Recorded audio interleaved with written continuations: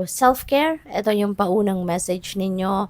Heal, repair, reconnect. Maybe now is the time as well, January, na kailangan na ninyong baguhin din, yung takbo ng routine ninyo sa buhay.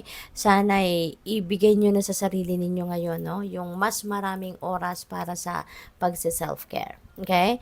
Always remember na dapat laging maganda lang ang pakiramdam natin. Laging dapat ang well-being natin ang ating number one priority, no? So this could be a very important message para sa inyo, na baka ito'y panggising sa inyo na 2026 na baguhin niyo na ngayon ang approach ninyo sa buhay, kung paano ninyo ninanavigate ang buhay ninyo, at ilagay nyo na yung pagsa-self-care ninyo sa number one priority sa mga listahan ng priority list ninyo. Okay? Alagaan ang inyong sarili. Okay? Para lagi kayong malakas, you will always be in good shape. At para kahit gaano kadami ang trabaho mo, kahit gaano kadami ang obligasyon at responsibilidad mo, when you are on top of your health, then makakaasa ka na magiging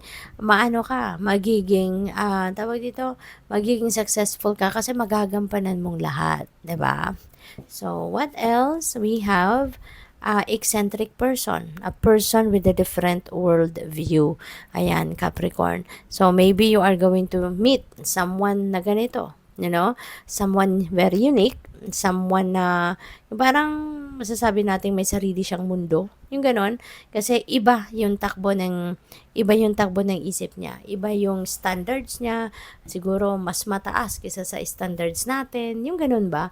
So this is someone, that is really unique from all of us, no? So siguro you're going to meet a new person like this. So what else? We have obstacle, overcoming blockage on your path. So, napakaganda nito, Capricorn.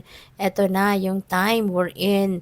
Kung mayroon man mga pagsubok sa buhay na ikaw ay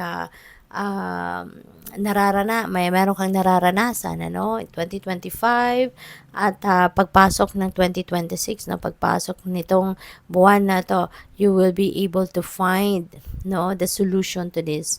You will be able to find the way out sa obstacles na ito. Kaya congrats sa inyo kasi masusolusyonan mo na ang mga problema, kung ano man ito, mahahanapan mo na to ng way out. So, napakaganda. We have warning, pay attention to red flags. Okay? Pay attention to red flags kasi baka maging prone kayo, sa mga mambubudo